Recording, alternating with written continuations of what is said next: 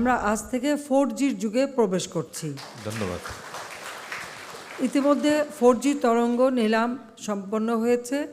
আমরা 4G এবং take নিউট্রালিটির লাইসেন্সও প্রদান করেছি। টেক নিউট্রালিটি ও 4G লাইসেন্স প্রদানের ফলে বাংলাদেশ তথ্য প্রযুক্তির মহাশহরীতে আরও একটি মাইল ফলক অর্জন করল। সুষ্ঠুভাবে এ কাজ সম্পন্ন করার জন্য আমি বিটিআরসিএ এবং ডাক ও টেলিযোগাযোগ ও তথ্য প্রযুক্তি মন্ত্রণালয়ের কর্মকর্তা কর্মচারীবৃন্দ সহ সংশ্লিষ্ট সকলকে আমার আন্তরিক ধন্যবাদ জানাচ্ছি। সেই সাথে আরেকটা তথ্য দিচ্ছি যে আমরা যে স্যাটেলাইট প্রস্তুত করছিলাম সেটাও প্রস্তুত হয়েছে। গতকালকে আমি সকলের সঙ্গে একটা মিটিংও করলাম এবং আমরা আশা করছি যে আগামী মার্চ মাসের যে কোনো সময় এই স্যাটেলাইটটা উৎক্ষেপণ করা হবে। কারণ এখানে আপনারা জানেন যে এটা ফ্লোরিডা বা ওখানকার আবহাওয়ার উপর বা ওদের কিছু কিছু বিষয় থেকে তার উপরে নির্ভর করে।